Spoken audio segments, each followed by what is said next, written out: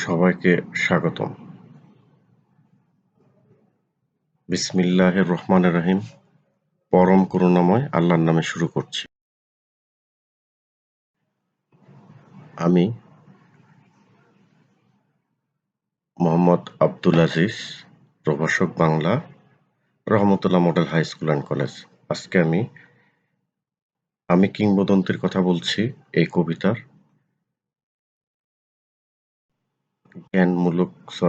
বহুনির্বাচনী প্রশ্ন ও উত্তর।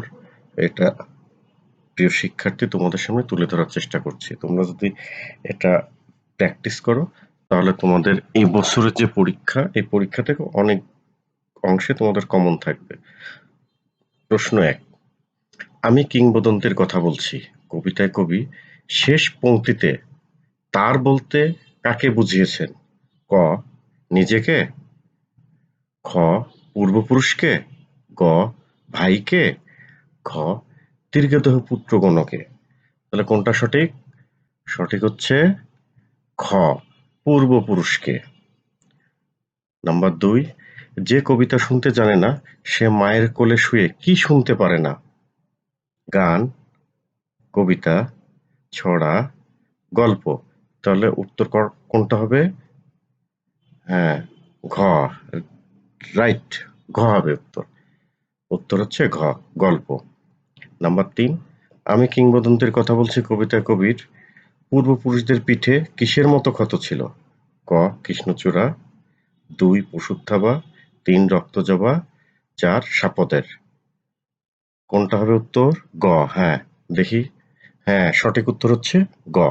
এবার আসি ৪ নম্বর প্রশ্নে। কবির মতে কর্ষিত জমির প্রতিটি শস্যদানা কি? কবিতা, গান, স্লোগান, গদ্য। তাহলে দেখি, অনেকে বলেছে ক। হ্যাঁ, ক। দেখি কি বলে। হ্যাঁ, ক উত্তর। সঠিক উত্তর হচ্ছে। আমি কিংবদন্তির কথা বলছি কবিতায় মুক্তির পূর্ব শর্ত কি? মুক্তি, যুদ্ধ, সাহসী, স্বাধীনতা। উত্তর বলেছেন খ। দেখি খ কিনা। হ্যাঁ, সঠিক উত্তর খ। কি হবে? যুদ্ধ। কার ভালোবাসা সুকণ্ঠ সঙ্গীত কবিতা? দেখি ক, মায়ের, বোনের, ভাইয়ের, ঘ, সুপুরুষের। উত্তর সঠিক হচ্ছে কি? ঘ। দেখি। হ্যাঁ, সঠিক উত্তর হচ্ছে ঘ, কি? সুপুরুষের। কবিতাকে কবি কি বলে অভিহিত করেছেন? অতিক্রান্ত পাহাড়, উনুনের আগুন, কর্ষিত জমির শস্যদানা, পলিমাটির সৌরভ। উত্তর হচ্ছে গ, রাইট, কর্ষিত জমির শস্যদানা, গ।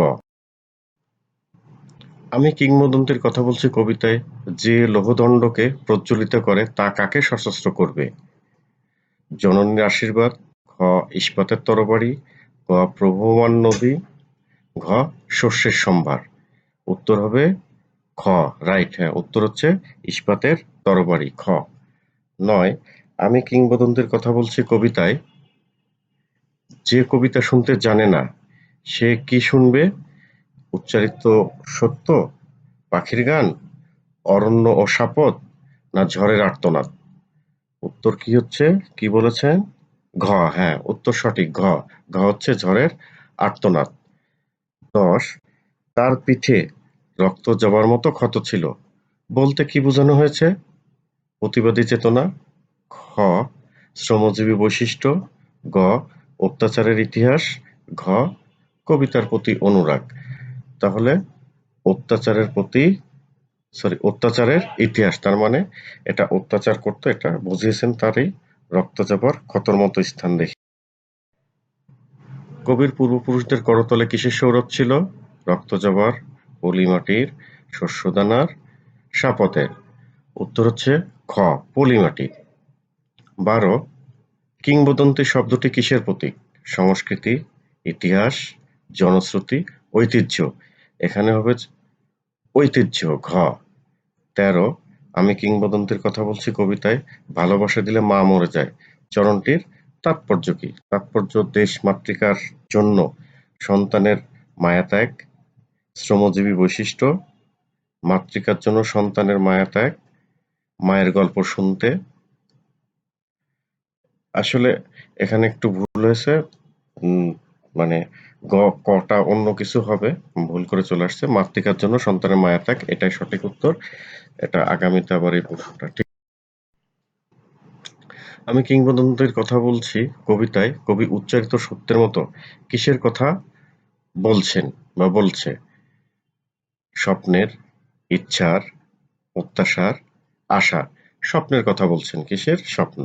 ১৫ উনুনের আগুনে কি আলোকিত হয়ে ওঠে? উঠোন, ঘরের চালা, দরজা, জানালা। এখানে কবিতায় জানালার কথা আছে, উত্তর হবে জানালা। আমি কিংবদন্তির কথা বলছি কবিতায় কবি কার যুদ্ধের কথা বলেছেন? ভাইয়ের, বোনের, মায়ের, বাবার। ভাইয়ের যুদ্ধের কথা বলেছেন। ক উত্তর, ভাইয়ের যুদ্ধের কথা বলেছেন। কে অরণ্য ও সাপদের কথা বলতেন?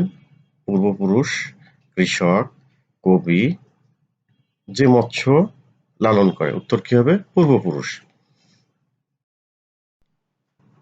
আমি কিংবদন্তির কথা বলছি কবিতায় কবির মা কিসের কথা বলতেন? নদীর কথা, সাগরের কথা, গাছপালার কথা, পাহাড়ের কথা।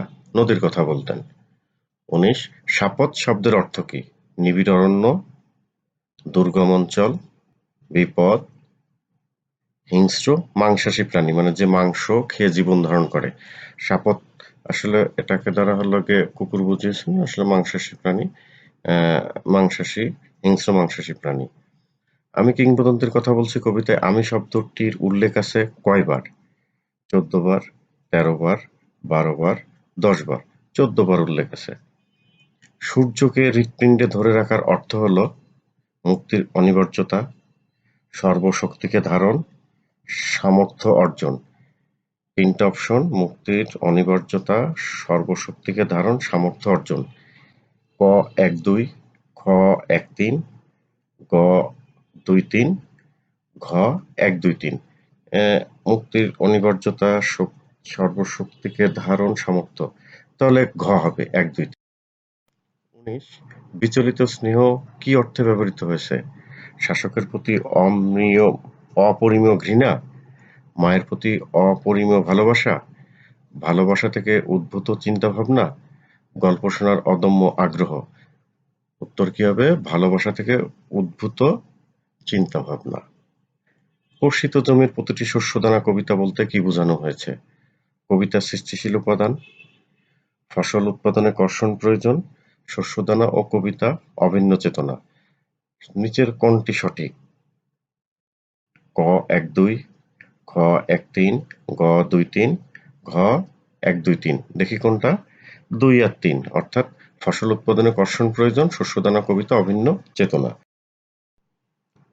আবার আসিব ফিরে ধানসিঁড়ির তীরে এই বাংলায়। এটা একটা কবিতার চরণ। আবার আসিব ফিরে ধানসিঁড়িটির তীরে এই বাংলায়। এটা একটা উদ্দীপক। উদ্দীপকের প্রথম প্রশ্ন হচ্ছে, উদ্দীপকের সঙ্গে আমি কিংবদন্তির কথা বলছি কবিতার বৈসাদৃশ্য কি? শব্দ প্রয়োগে, ছন্দ ব্যবহারে, চিত্রকল্প ব্যবহারে। উত্তর নিচের কোনটি সঠিক? ১-২, ১-৩, ২-৩, ১-২-৩। উত্তর ১-২-৩। ২৫ বৈসাদৃশ্য থাকলেও উভয়ের যোগসূত্র কোনটি? ঐতিহ্য নির্মাণ, আত্মস্বীকারোক্তি, জীবনের প্রকাশ, গভীরতা সঞ্চারে। তাহলে কি হবে? জীবনের প্রকাশ। ২৬ বাংলার মানুষ অত্যাচারিত হয়েছে ঠিকই, কিন্তু প্রতিবারই শোষক শ্রেণীর বিরুদ্ধে রুখে দাঁড়িয়েছে। এভাবে সে নির্মাণ করেছে তার গৌরবোজ্জ্বল জীবনগাথা। এটা হচ্ছে উদ্দীপক। প্রশ্ন, উদ্দীপকটি তোমার পাঠ্য বইয়ের কোন কবিতার সঙ্গে সাদৃশ্যপূর্ণ? ১৮ বছর বয়স, সোনার তরী, প্রতিদান, আমি কিংবদন্তির কথা বলছি। যেহেতু আমাদের আলোচ্য বিষয়ে আমি কিংবদন্তির কথা বলছি, অবশ্যই এটা হবে আমি কিংবদন্তির কথা বলছি। পরের প্রশ্ন, উদ্দীপক ও সাদৃশ্যপূর্ণ কবিতার উপজীব্য বিষয় কি? ইতিহাস, ঐতিহ্য, সংগ্রাম। নিচের কোনটি সঠিক? ক ১-২, খ ১-৩, গ ২-৩, ঘ ১-২-৩। সবগুলো ছিল, ইতিহাস ছিল, ঐতিহ্য ছিল, সংগ্রাম ছিল। তাহলে ১-২-৩। অসংখ্য ধন্যবাদ জানিয়ে শেষ করছি। আপনাদের যদি ভিডিওটি ভালো লাগে অবশ্যই সাবস্ক্রাইব করতে ভুলবেন না। আল্লাহ হাফেজ।